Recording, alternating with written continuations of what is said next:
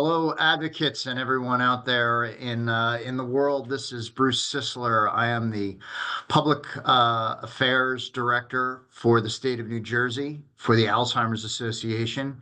And today we are going to give a little presentation on Government 101. Hey everyone, I am Ryan, and I am the advocacy manager here with the Alzheimer's Association. We're really happy to have you here today to talk about the federal government and the state government, and we wanted to give you some of the objectives for the next couple minutes, right? Our objectives today are basically to just teach everyone out there, whether you are an advanced government person or a newbie to government, to give you the difference between the state and federal governments, what both of those entities look like and what they do. We're going to review how a bill becomes a law. We're going to talk a little bit about the differences between our public policy section, which I deal with, and our advocacy section that Ryan deals with. And then we're going to talk to you about our Alzheimer's Impact Movement, the difference between the Alzheimer's Impact Movement and the Alzheimer's Association, and give you guys some idea as AIM volunteers what your duties and responsibilities are. Next slide, please. New Jersey legislative session, which takes place in Trenton, New Jersey, convenes on a 2-year cycle. Every 2 years, the bills are reintroduced, and so the cycle begins. The entire process begins as if it never happened before.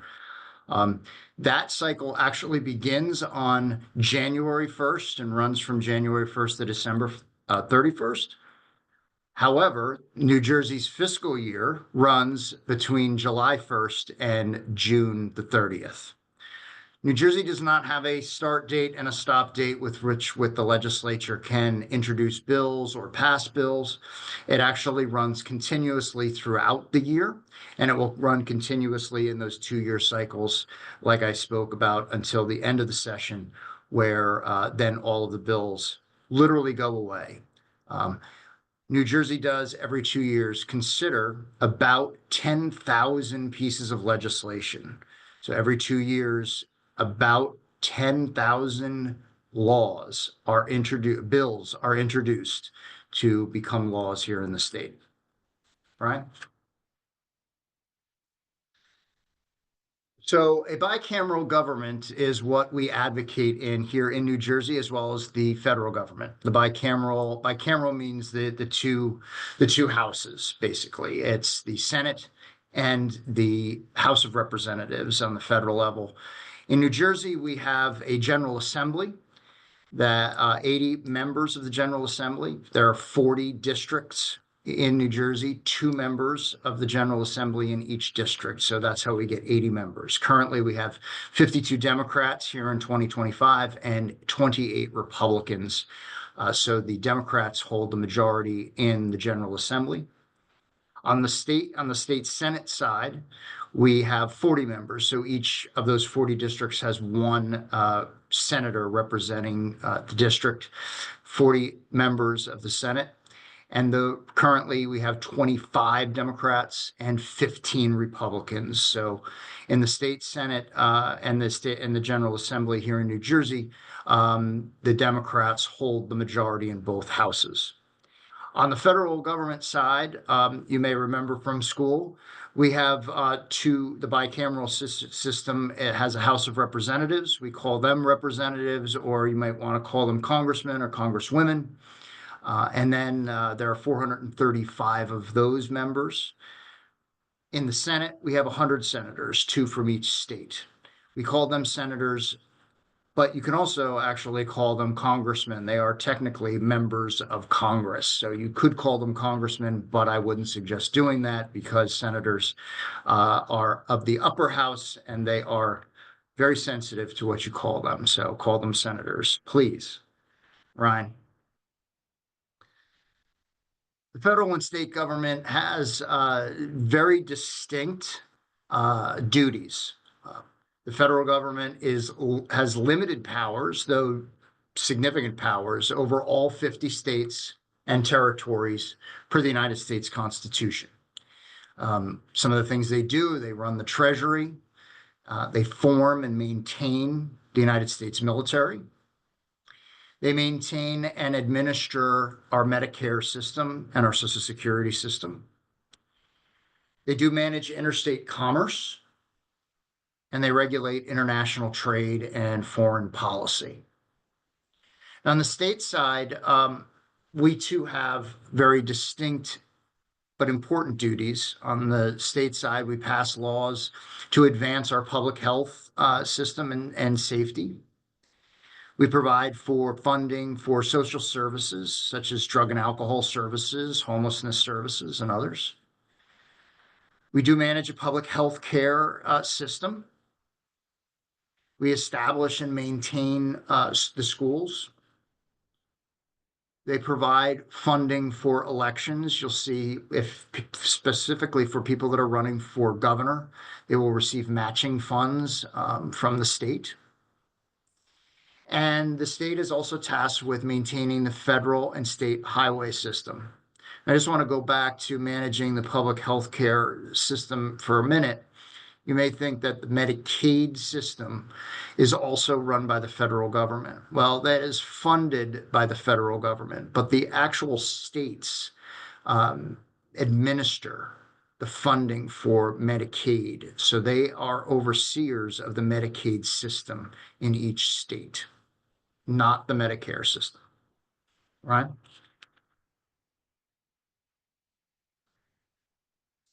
State legislative branch leadership in the Assembly and the Senate is very similar to the United States Congress.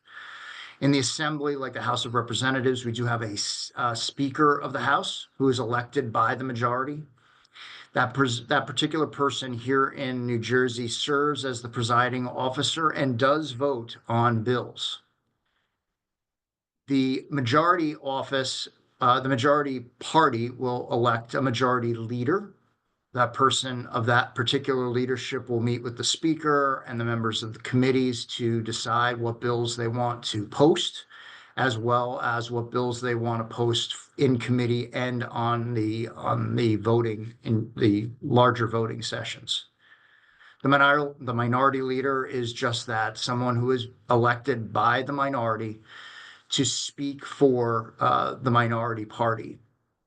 In the Senate, it is very similar to the Assembly. There is a Senate president. That person is elected by the majority party and serves as the presiding officer in the Senate and does have the ability to vote on bills as well. The Senate president is elected by all of the members of the Senate, and so that could be a member of either party. Usually it's the majority party. Similar to the Assembly, we have a majority leader and a minority leader in the Senate of both houses, right? So how does a bill become a law here in the state of New Jersey? Both, if you remember from government class in school, how a federal bill becomes a law, we have a very, very similar system here in the state. A bill is introduced by any member of the Assembly or the Senate. Once that bill is introduced, which is literally having the bill written up and given to the clerk of the House, either the Assembly or the Senate. Once it is introduced, it is given a bill number, and it is referred to whatever committee the leadership feels necessary to appoint that bill to, right?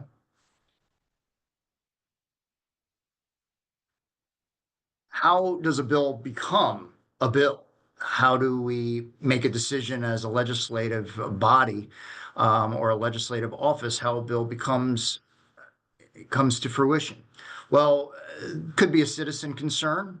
So anybody out there could go to their member of the legislature and ask for a bill to be written and drafted. Sometimes, like here in the Alzheimer's Association, we have work groups, studies, commissions that will write recommendations, will write studies that will give recommendations of specific things that the legislature can do to create a law. We also have state agencies and state departments that can make recommendations to the legislature, though that is sometimes rare, and special interest groups, multiple special interest groups, as we'll see in the next slide, that we'll talk about those further. Ryan.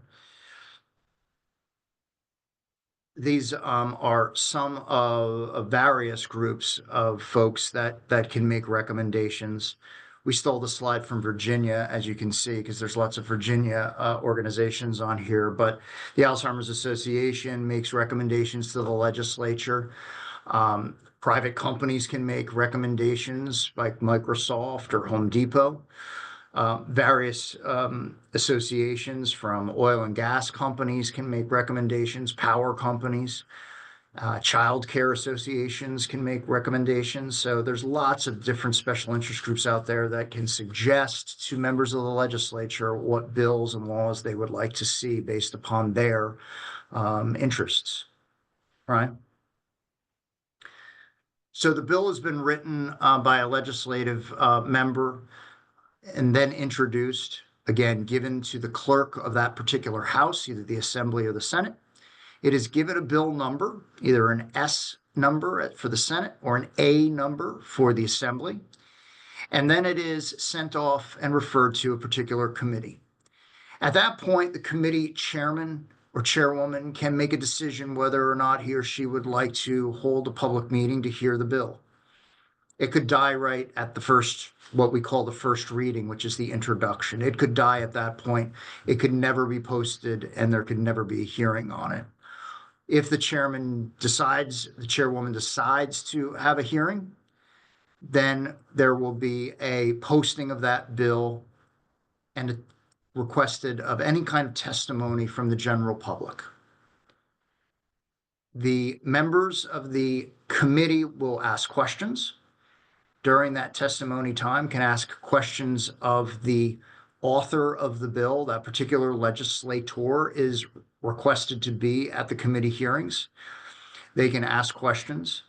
They can make recommendations to amend the bill. And if they vote on that particular bill out of committee, it is reported out of committee and moved to the next step, right?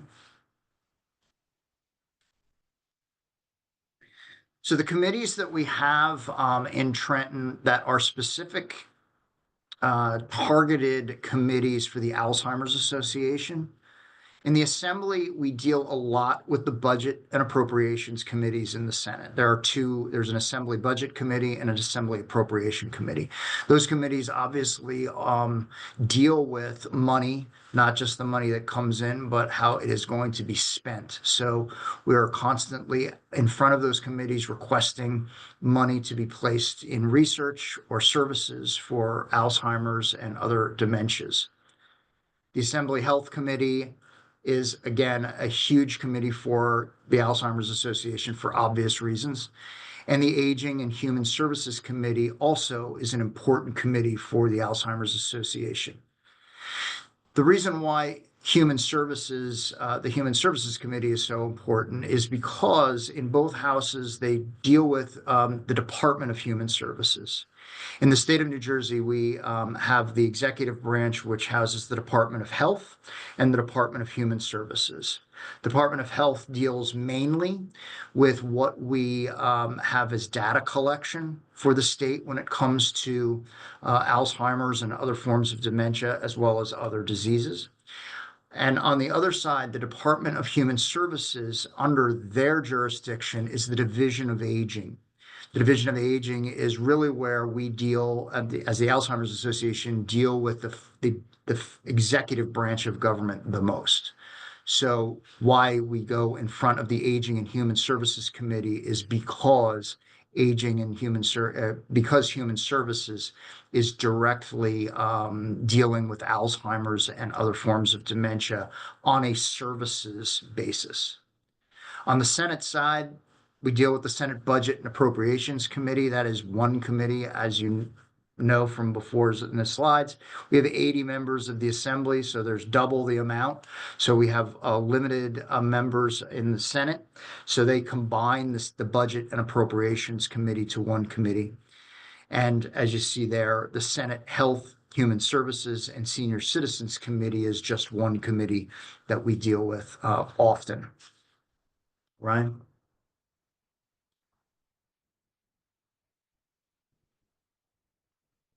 So the full committee process, as the committee meets, they hear testimony, and then they vote to either move the bill out of committee, out of that particular committee to the floor. They can also recommend that the bill be referred to another committee. We just had that last year with the biomarkers access bill. The biomarkers testing bill was in several committees and then was referred to the Assembly Budget and Appropriations Committees and the Senate Budget and Appropriations Committee because it dealt with funding. It dealt with some Medicaid, Medicare issues that the state government needed to address directly, that it might have an impact on the state budget. They can vote on the bill to defeat it, or they can, what we say, fail to act, or they will table the bill. If they don't have enough votes and they want to wait a little while, they might want to just table it and defeat the bill at that point without even taking a vote. At that point as well, they can also make changes to the bill. We call them amendments. They cannot make amendments. The committee itself cannot make just willy-nilly amendments.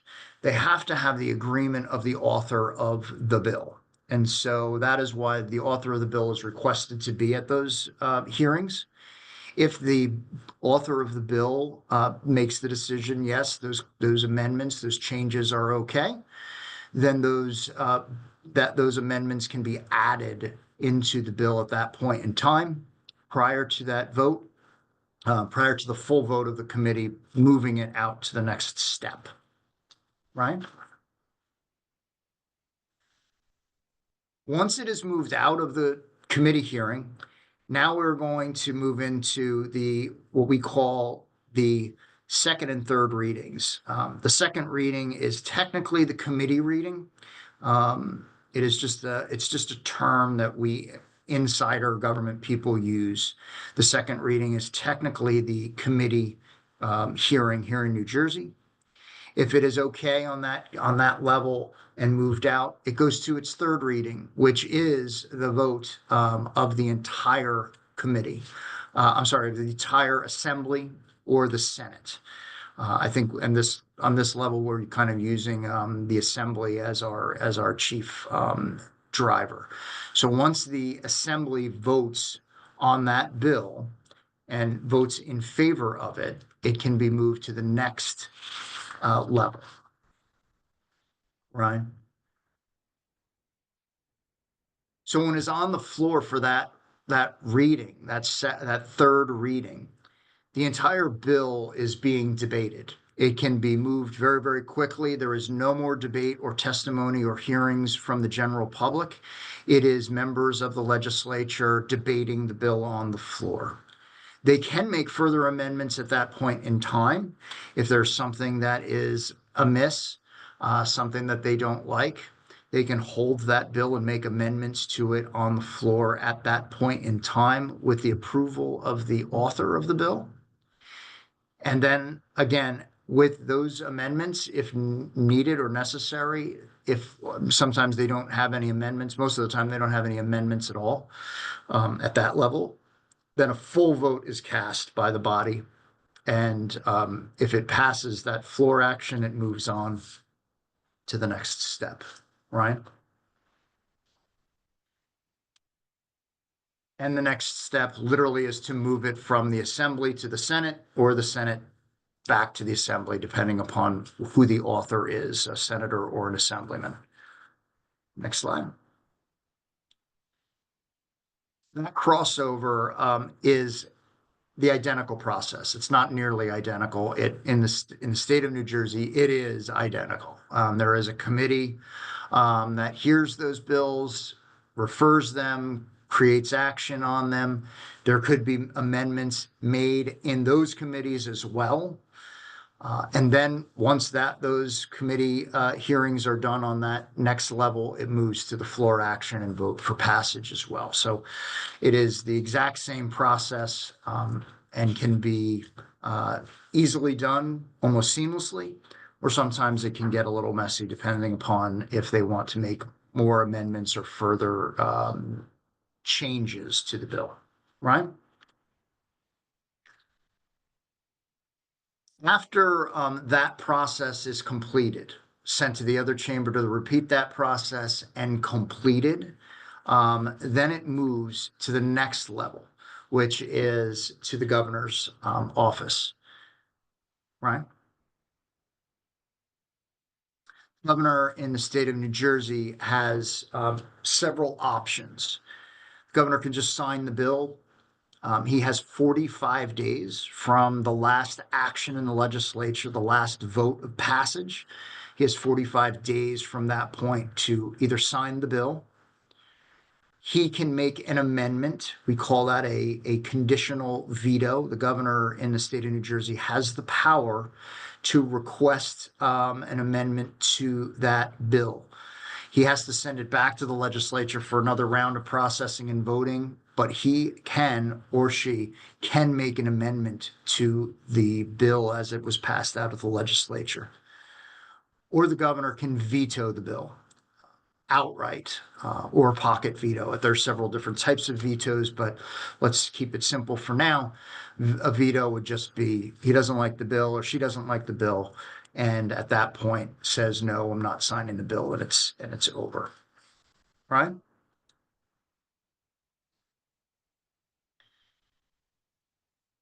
So here at the Alzheimer's Association, we wanted to give you sort of an idea of what public policy is, and what advocacy is. What I do as a registered lobbyist here for the Alzheimer's Association, and what Ryan does as an advocate manager for all of you. Um, Public policy here in the state of New Jersey, again, is just myself being as a lobbyist to influence decision makers based upon what you, as members of as volunteers and members of the Alzheimer's Association, what you would like to see us do. This is your organization, as we say. This is a volunteer-driven organization, which we hold very dear. My job is to carry out the ideas and attempt to implement through the legislature the ideas that you guys have as volunteers and people that are very close to this disease. I deal not just with the legislature, but I deal with the executive branch, the Department of Health, the Department of Human Services, and the governor's office on the executive branch level. When it comes to regulations, I try to influence all of those folks in the executive branch on budget items to try and get more money put into the budget for our resources, our services in the state. And that obviously leads to the implementation of policies in those larger government agencies. And those actually trickle down not just from the state. We spoke before about the Division of Aging Services at the state level. Each individual county, all 21 counties, have a division of aging or an aging department within the county government. And those are the folks that are actually implementing within the different towns. Many towns also in the state of New Jersey have departments where they deal with aging services, which the Alzheimer's Association is in contact with on a regular basis to try and move more public policy on a very granular level. So I'm going to turn it over to Ryan to just quickly discuss what he does on the advocacy side. Yeah, so on the advocacy side of things, my efforts and the efforts of y'all and the advocates is really our grassroots efforts. And what that is basically sharing stories with elected officials, reaching out with elected officials, with our asks, building relationships with them. It's also social media engagement. That is a big part of it. And one of the many ways we reach out to folks. Really, our core thing that we really do on the grassroots side is find creative, effective ways of sharing stories with different elected officials in both the federal and state government. And that can look like a lot of different things: writing letters, having meetings, social media. You writing letters to the editor, you name it. And so that's really like our main and core focus as we do this advocacy work. And also, and those are just some of the different actions that we take to help get these elected officials to support or oppose different measures.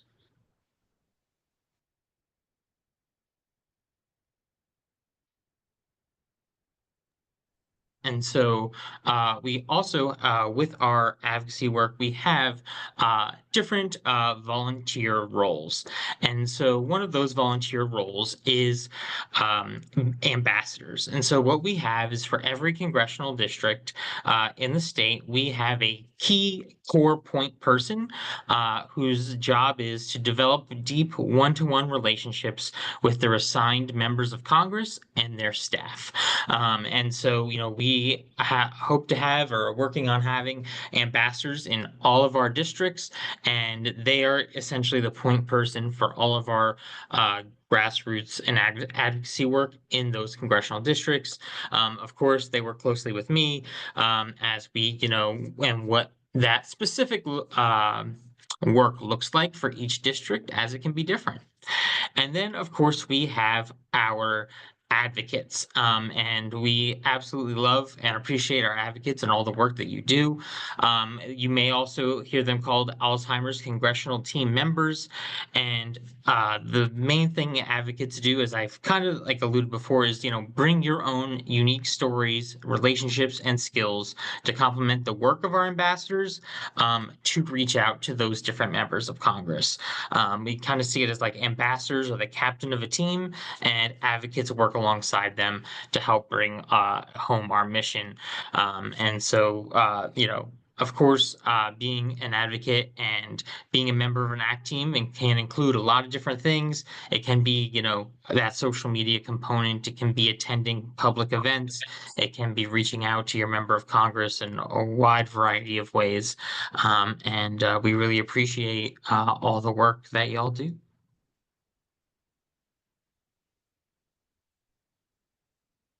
And I'd just like to echo exactly what Ryan just said. When I go to Trenton and speak with members of the legislature or sit in a hearing, I see 100 Bruce Sislers there. I see 100 different lobbyists walking the halls of Trenton. When we sit down and speak with when we sit down and speak with legislators, I can run off all of the information, all of the different statistics and data points that I have for Alzheimer's. I can do that, and my counterpart over at cancer can do that, and my counterpart in 100 different areas can do that. But when you, as an advocate, as an ambassador, as a volunteer, goes to Trenton or sits and meets with your specific state legislator or congressional member, your story is more important and more powerful than any data point that I could bring to them. It is. And I've seen members of the legislature change their minds mid hearing uh, because of an advocate speaking about their experience with Alzheimer's, be it a caregiver or someone who is living with Alzheimer's disease. So it is incredibly important. And we thank you so much for everything that you do, because it is making a huge difference, not only on the congressional side, but now in the state of New Jersey, as we're starting to see a lot of movement in New Jersey. I wanted to just explain a little bit. The Alzheimer's Association is actually a 501(c)(3) organization. It's a nonpartisan organization, but it is a nonprofit. So there are a lot of things that I can and cannot do with regard to elections as a nonprofit employee. The Alzheimer's Association also has a brother or a sister group called the Alzheimer's Impact Movement, and you will see that a lot. You guys, ambassadors or ACT members, utilize the AIM portal often. It is a separate entity, is a 501(c)(4). It is still nonpartisan. However, it is the public policy arm for the association when engaging on certain lobbying and grassroots levels. It's just a slight difference, but there are two separate entities. We wanted to make sure that you were aware of that and understood a little bit about that. Ryan? And so thank you. Ryan and I have been talking about this, doing a sort of government 101 project for all of you for a few months now. We wanted to put this out to you just in case you needed any refresher courses on what government is. I'm sure it was fascinating and interesting. It always is for us, because we like government and policy work. But we wanted to thank you all for joining us. If you have any questions, you always can contact Ryan. He put his email on there, or myself. So thank you very much for giving us your time, and thank you for all you do for us in the Alzheimer's Association. We truly appreciate your work. Thank you.